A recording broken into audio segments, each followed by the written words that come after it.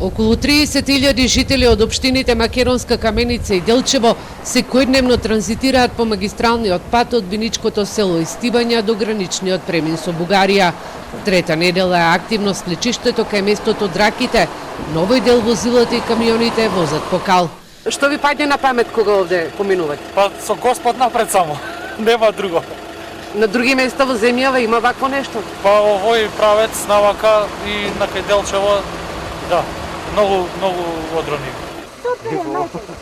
Добро е што ми толку имаме да заминеме. Ова ви е единствен пат? Единствен пат према Делчево, да.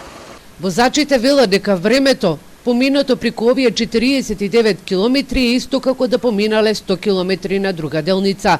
Минатата недела и карпа падна до возилово движење. За среќа возачот не е повреден, а возилото е со минимална материјална штета. И по 2 недели активно е свлечиштето на патот меѓу Виничкото село Истибање и Македонска Каменица. И додека екипата на Телма беше на терен, може да се види дека од ридот се свлекуваат камења. Од јавното претпријатие за државни патишта потврдуваат дека слечиштето е се уште активно и нема услови за отпочнување на негова санација.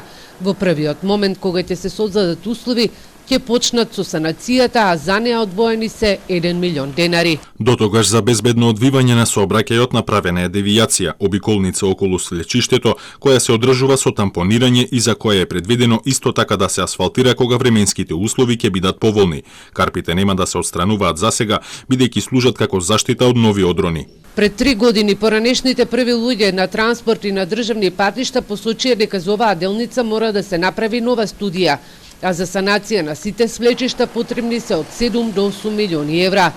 Градоначалникот на Делчево Горан Трајковски тогаш побара и да се направи проект за изградба на најстариот пат од Кочани за Делчево, кој е во должина од 30 километри, без свиоци и опасност од свлечишта, со што возењето ќе биде безбедно, а и побрзо ќе се пристигнува до граничниот премин со Бугарија.